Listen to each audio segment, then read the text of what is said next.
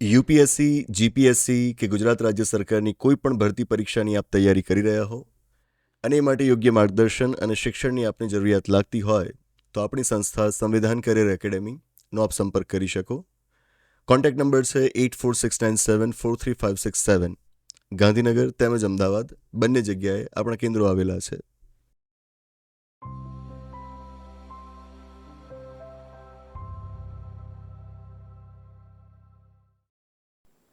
નમસ્તે, સ્વાગત છે આપનું આપણા કાર્યક્રમમાં કે જેનું નામ છે ગોષ્ઠી વિથ વિકલ્પ કોટવાલ. આજે આપણે ભારતના ન્યાયતંત્ર વિશે એક અગત્યની ગોષ્ઠી કરવાના છીએ. અઠવાડિયે એક પહેલા સમાચાર આવ્યા કે ભારત સરકારે સુપ્રીમ કોર્ટમાં ન્યાયાધીશોની સંખ્યા વધારવાની વાતને મંજૂરી આપી છે. હાલ આપણી સુપ્રીમ કોર્ટમાં કુલ મળીને 34 ન્યાયાધીશો છે. 34માંથી એક હોય ચીફ જસ્ટિસ ઓફ ઇન્ડિયા, ભારતના મુખ્ય ન્યાયાધીશ, અને એમના સિવાય બાકીના 33 અધર જજીસ હોય, અન્ય ન્યાયાધીશો હોય. હવે આ 34ની સંખ્યા વધીને થઈ જશે 38 કે જેમાંથી એક ચીફ જસ્ટિસ ઓફ ઇન્ડિયા હશે અને બાકીના 37 અન્ય ન્યાયાધીશો હશે. બંધારણ જ્યારે ઘડાયું ત્યારે એની અંદર સુપ્રીમ કોર્ટના ન્યાયાધીશોની સંખ્યા નક્કી કરેલી હતી 8. એક ચીફ જસ્ટિસ ઓફ ઇન્ડિયા, બાકીના 7 અધર જજીસ. બંધારણના ઘડવૈયાઓ જાણતા હતા કે હાલની જે સ્થિતિ છે એ પ્રમાણે 8 ન્યાયાધીશો પૂરતા છે, પરંતુ ભવિષ્યમાં સુપ્રીમ કોર્ટનું જ્યુરિસ્ડિક્શન એનલાર્જ થશે, એક્સપેન્ડ થશે, એનું કામનું ભારણ વધશે અને એટલા માટે વધુ ન્યાયાધીશોની જરૂર પડશે. તો એ કઈ રીતે કરવું? તો એટલા માટે બંધારણના ઘડવૈયાઓએ સંસદને સત્તા આપી કે સંસદ કાયદા દ્વારા સુપ્રીમ કોર્ટના અન્ય ન્યાયાધીશોની સંખ્યા વધારી શકશે. ધ્યાનથી, ચીફ જસ્ટિસ ઓફ ઇન્ડિયાની સંખ્યા ન વધી શકે, અન્ય ન્યાયાધીશોની સંખ્યા વધી શકે. અને આ મુજબ સંસદે 1956ના વર્ષમાં સુપ્રીમ કોર્ટના ન્યાયાધીશોની સંખ્યા નક્કી કરવા માટેનો એક કાયદો ઘડ્યો અને એના પછી સુપ્રીમ કોર્ટના ન્યાયાધીશોની સંખ્યામાં સમયે સમયે વધારો થતો રહ્યો છે. જેમ કે શરૂઆતમાં એ 8 હતા, 8માંથી પછી 11 થયા, 11માંથી પછી 14 થયા, 14માંથી પછી 18 થયા, 18માંથી પછી 26 થયા, 26માંથી 31, 31માંથી પછી 34 અને 34માંથી હવે 38 થવા જઈ રહ્યા છે. તો સમયે સમયે જ્યારે જ્યારે જરૂરિયાત લાગી છે સુપ્રીમ કોર્ટના ન્યાયાધીશોની સંખ્યા આપણે વધારી છે, સંસદે કાયદા દ્વારા વધારી છે. પણ સ્થિતિ એ છે કે લેટેસ્ટ જે ડેટા આપણી પાસે છે એ પ્રમાણે હાલ સુપ્રીમ કોર્ટમાં 92,000થી પણ વધારે કેસીસ પેન્ડિંગ છે. બેકલોગ બહુ વધારે છે, 92,000થી પણ વધારે કેસીસ પેન્ડિંગ છે. સવાલ ત્યારે આપણે એ કરવાનો થાય કે તમે ન્યાયાધીશોની સંખ્યા વધારો તો શું એની સાથે બેકલોગની આ સમસ્યાનું સમાધાન થઈ જાય? શું એનું સમાધાન આ સંખ્યા વધારવામાં રહેલું છે? એક સામાન્ય મત આપણો એવો હોય ને કે જજીસ ઓછા હશે એટલે બેકલોગ વધારે હશે, સંખ્યા વધી જશે તો બેકલોગ પણ ઘટી જશે.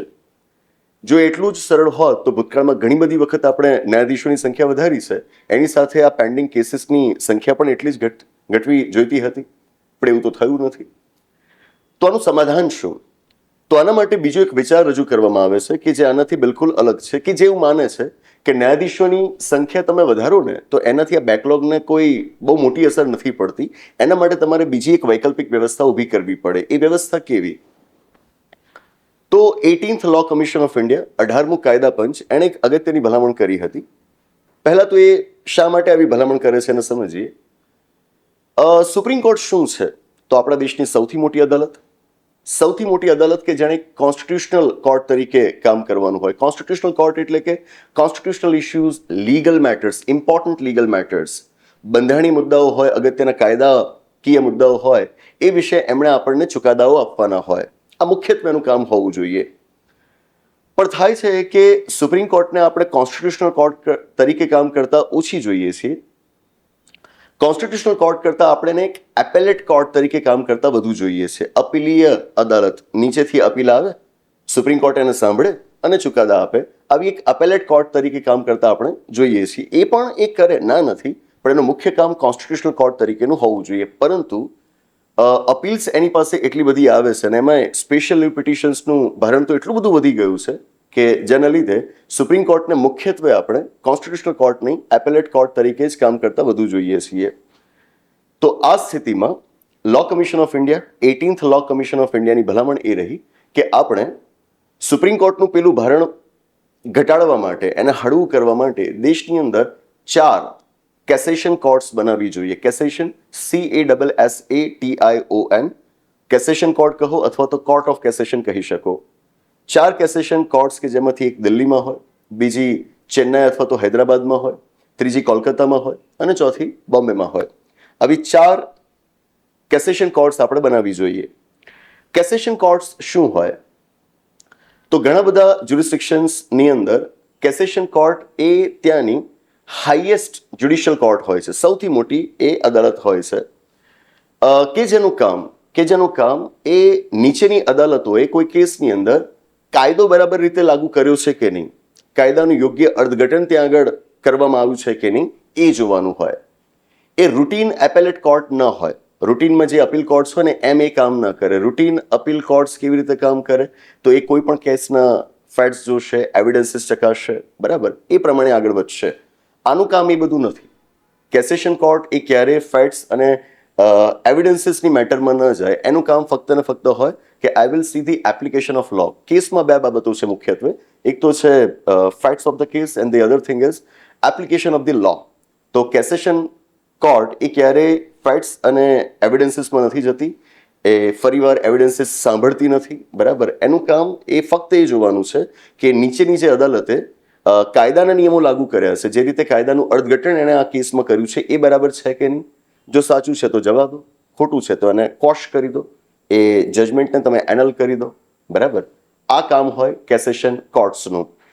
તો 18th લો કમિશન ઓફ ઇન્ડિયાએ આપણને ભલામણ કરી છે કે આવી 4 કેસેશન કોર્ટ્સ આપણે બનાવી દઈએ દેશના 4 ભાગની અંદર, કે જેથી પેલી અપીલ્સ જે આવવાની છે ને એ સુપ્રીમ કોર્ટમાં ન જાય, આ કેસેશન કોર્ટ્સમાં જાય. અને સુપ્રીમ કોર્ટ જે દિલ્હીમાં બેઠી છે એ એક્સક્લુઝિવલી કોન્સ્ટિટ્યુશનલ મેટર્સ ઉપર ફોકસ કરી શકે, બરાબર. પણ સુપ્રીમ કોર્ટની આખી ફૂલ કોર્ટે આ બાબતને સ્વીકારી નહીં અને લગભગ 2010ના વર્ષમાં આ ફૂલ કોર્ટ જ્યારે બેઠી ત્યારે એમણે આ વિચારને ન સ્વીકાર્યો. એમનું કહેવું છે કે દિલ્હીમાં જ સુપ્રીમ કોર્ટ હોવી જોઈએ, બીજે ક્યાંય નહીં. શું બીજે ક્યાંય સુપ્રીમ કોર્ટની વ્યવસ્થા થઈ શકે? થઈ શકતી હોય તો જ લો કમિશને ભલામણ કરી હોય ને. તો બંધારણમાંની વ્યવસ્થા છે. બંધારણના અનુચ્છેદ 130માં કહેવાયું છે કે સુપ્રીમ કોર્ટ દિલ્હીમાં અથવા તો દિલ્હી સિવાયની અન્ય કોઈક જગ્યાઓએ બેસશે, બરાબર. જગ્યાઓ, પ્લેસીસ ત્યાં આગળ લખવામાં આવ્યું છે, બહુવચનમાં લખવામાં આવ્યું છે. એટલે કે દિલ્હી સિવાય તમે અન્ય સ્થળોએ પણ સુપ્રીમ કોર્ટ રાખી શકો છો. અને આ માટેની વ્યવસ્થા ચીફ જસ્ટિસ ઓફ ઇન્ડિયા, ભારતના મુખ્ય ન્યાયાધીશ કરી શકે છે, રાષ્ટ્રપતિની મંજૂરીથી કરી શકે છે, બરાબર. તો આ એક વિકલ્પ વિચારવા લાયક છે કે જ્યારે સુપ્રીમ કોર્ટમાં કેસીસનું ભારણ આટલું બધું છે, પેન્ડિંગ કેસીસની સંખ્યા આટલી મોટી છે, તો શું આપણે કેસેશન કોર્ટ્સ ન બનાવવી જોઈએ? લાંબા સમયથી આ માંગ થતી આવી છે કે 4 ભાગોની અંદર, દેશના 4 ભાગોની અંદર આવી એક કોર્ટ હોવી જોઈએ કે જેથી જે લિટિગન્ટ્સ છે એમને છેક દિલ્હી સુધી ન જવું પડે. એમના પ્રદેશમાં, એમના નજીકના વિસ્તારની અંદર જો આવી કેસેશન કોર્ટ હોય તો એમને દર વખતે છેક દિલ્હી ન જવું પડે. એમના માટે એ વસ્તુ વધારે અફોર્ડેબલ બને, બરાબર છે. અને બીજું કે જ્યારે સુપ્રીમ કોર્ટનું કામનું ભારણ આ રીતે ઘટશે, કેસેશન કોર્ટ્સ આ એપેલેટ મેટર્સને સંભાળી લેશે, તો આનાથી થશે કે તમને ન્યાય પણ ઝડપથી મળશે. અને એટલા માટે આ વિચાર, આ અભિપ્રાયનું સમર્થન કરનારો એક બહુ મોટો વર્ગ કે જે કાયદાને જાણે છે, બંધારણને સમજે છે, એ તમને મળી આવશે. લગભગ 2016ના વર્ષમાં તો આપણી સુપ્રીમ કોર્ટમાં એક પિટિશન પણ ફાઇલ થઈ હતી નેશનલ કોર્ટ ઓફ અપીલ માટેની. એટલે કે અપીલ માટે તમારી પાસે એક સેપરેટ નેશનલ કોર્ટ હોવી જોઈએ, એક રાષ્ટ્રીય અદાલત હોવી જોઈએ. જો કે હજુ સુધી સુપ્રીમ કોર્ટે એ મેટર ઉપર કોઈ નિર્ણય લીધો નથી અને લગભગ હું જાણું છું ત્યાં સુધી પિટિશન હજુ સુપ્રીમ કોર્ટમાં પેન્ડિંગ છે. રસપ્રદ વાત એ પણ છે કે 2019ના વર્ષમાં લોકસભાની ચૂંટણી ટાણે કોંગ્રેસે, ઇન્ડિયન નેશનલ કોંગ્રેસે જે પોતાનો ઇલેક્શન મેનિફેસ્ટો જાહેર કર્યો હતો, એ ઇલેક્શન મેનિફેસ્ટોની અંદર કોંગ્રેસે કહ્યું હતું કે જો અમારી સરકાર સત્તામાં આવશે તો we shall try for establishing a national court of appeal. અમે એક નેશનલ કોર્ટ ઓફ અપીલ બનાવવાનો પ્રયત્ન કરીશું. પણ એ લોકો તો સત્તામાં આવ્યા નહીં, બરાબર. તો આ છે જસ્ટિસ ડિલિવરી સિસ્ટમ આપણી પ્રોપર હોવી જોઈએ. પ્રોપર ઇન ધ સેન્સ કે એ લોકો માટે અફોર્ડેબલ હોવી જોઈએ અને જસ્ટિસનું administration it should be faster, એ ઝડપી હોવી જોઈએ. ન્યાય મળે પણ ઘણા બધા વર્ષો પછી મળે. અદાલતોની અંદર કેટલાય વર્ષો સુધી કેસીસ પેન્ડિંગ રહેતા હોય, આ તો યોગ્ય નથી ને. ન્યાય ખૂબ અગત્યની બાબત છે. સ્ટેટનું એક બહુ ઇમ્પોર્ટન્ટ ફંક્શન છે કે સારી રીતે એફિશિયન્ટ મેનરમાં જસ્ટિસ ડિલિવર કરે. અને એ જસ્ટિસ ડિલિવર કરવાની આ જે પ્રક્રિયા છે એની અંદર તમારી પાસે ન્યાયાધીશો પૂરતા નથી, તમારી પાસે ઇન્ફ્રાસ્ટ્રક્ચર યોગ્ય નથી. આવા બધા કારણોના કારણે આવા બધા કારણોના લીધે જો કોઈકને ન્યાયથી વંચિત રહેવાનું આવે છે તો એ આપણી વ્યવસ્થા માટે સારું થોડું કહેવાય. બંધારણ સૌને સમાન રીતે ન્યાય અપાવવા ઈચ્છે છે, એટલા માટે જ તો આપણે બંધારણની અંદર વિશેષ રૂપથી કહ્યું છે કે કોઈક વ્યક્તિ આર્થિક કારણોના લીધે અથવા તો અન્ય કોઈ કારણોના લીધે ન્યાય મેળવવામાંથી વંચિત ન રહી જાય, જોવાની જવાબદારી રાજ્યની રહેશે.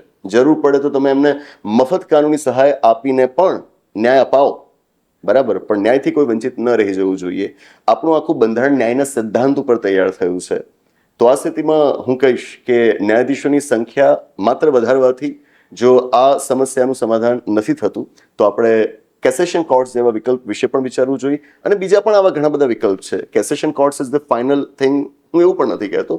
એની સાથોસાથ આપણે બીજા પણ વિકલ્પો વિશે વિચારવું પડે કે જેથી અલ્ટિમેટલી ન્યાયતંત્રને આપણે વધુ સારી રીતે કાર્યદક્ષ રીતે કામ કરતા જોઈ શકીએ અને લોકોને ન્યાય મળે. બસ એ જ આશા રાખું કે આ આખો મુદ્દો આપને સમજાયો હશે અને આ ચર્ચા આપને સાંભળવી ગમી પણ હશે. આ વિષય ઉપર આપના પણ વિચારો હોઈ શકે. મને એ વિચારો સાંભળવા ગમશે. આપના સવાલોને હું જોતો હોઉં છું અને સવાલોના આધારે ગોષ્ઠી કરવાનો પ્રયત્ન કરતો હોઉં છું. એટલા માટે કહીશ કે આપના વિષય ઉપર કોઈ વિચારો હોય અથવા તો કોઈક નવા મુદ્દાઓ હોય તો સંવાદ આપણે કરીશું અને એના આધારે ગોષ્ઠીઓ કરતા રહીશું. આ ગોષ્ઠીને અહીં આગળ સમાપ્ત જાહેર કરીએ છીએ. આવનાર એપિસોડમાં આવી જ કોઈક નવી વાત સાથે, એક રસપ્રદ ચર્ચા સાથે, એક નવી ગોષ્ઠી સાથે પાછા મળીશું. આભાર. નમસ્તે. નમસ્તે. તમારો ધર્મ કયો? તમારી જાતિ કઈ? તમે પુરુષ છો કે મહિલા કે પછી બીજું કંઈક? એનાથી આને કોઈ ફરક નથી પડતો. આ એટલે કોણ? આપણું બંધારણ, ભારતનું બંધારણ. આ બંધારણ તમને એક જ ઓળખ આપવા ઈચ્છે છે અને ઓળખ છે ભારતના નાગરિક હોવાની ઓળખ. તો શું તમારે આ બંધારણ વિશે જાણવું ન જોઈએ? છેલ્લા 17 થી 18 વર્ષમાં ભારતના બંધારણને હું જેટલું સમજ્યો એનો નિચોડ મેં આપણા બંધારણના પુસ્તકમાં આપવાનો પ્રયત્ન કર્યો અને હવે બંધારણ વિશેની મારી અગત્યની નોંધ ભેગી કરીને અમે એક નવું પુસ્તક પ્રકાશિત કર્યું છે. ભારતનું બંધારણ એક રાષ્ટ્રની સંહિતા, ડોક્ટર વિકલ કોટવાલ્સ નોટ્સ. અમે એક સપનું જોયું છે કે ગુજરાતી ભાષા જાણતી દરેક વ્યક્તિના હાથમાં પુસ્તક હોય. પુસ્તકની સાઇઝ જ એવી રાખી છે કે તમે એને હંમેશા પોતાની પાસે રાખી શકો. જેણે બંધારણ ક્યારેય નથી વાંચ્યું, બંધારણ વિશે કશું જ નથી જાણ્યું, એ આ પુસ્તકની મદદથી પોતાની બંધારણ યાત્રા આરંભી શકશે. અને સાથે એ કે જેમણે બંધારણને સમજ્યું છે પણ હવે તેઓ એનું સમયે સમયે પુનરાવર્તન કરવા માંગે છે, એમ બંનેની જરૂરિયાત સંતોષી શકે એમ આ પુસ્તક અમે બનાવ્યું છે. મારા દીકરાઓના નાના નાના હાથમાં બંધારણનું એક નાનકડું પુસ્તક મૂકવાની મારી ઈચ્છા હતી અને ત્યાંથી જ આ પુસ્તકનો વિચાર જન્મ લે છે. અને હવે ઈચ્છા છે કે ગુજરાતના દરેક બાળકના હાથમાં આ પુસ્તક હોય. બાળકો અને વડીલો એમ બધા જ આ પુસ્તક વસાવે અને બંધારણને પ્રસરાવે એવી અપેક્ષા. પુસ્તક ખરીદવું ખૂબ સરળ છે. આપણી મોબાઈલ એપ્લિકેશન કે જેનું નામ છે વિકલ્પ કોટવાલ મોબાઈલ એપ્લિકેશન, એના સ્ટોરમાંથી તમે આ પુસ્તક ખરીદી શકશો અને સૌથી ઓછી કિંમતે અને ઘરે બેઠા તમે આ પુસ્તક મંગાવી શકશો. વધુ વિગત માટે આપણી ઓફિસનો આપ સંપર્ક કરી શકો.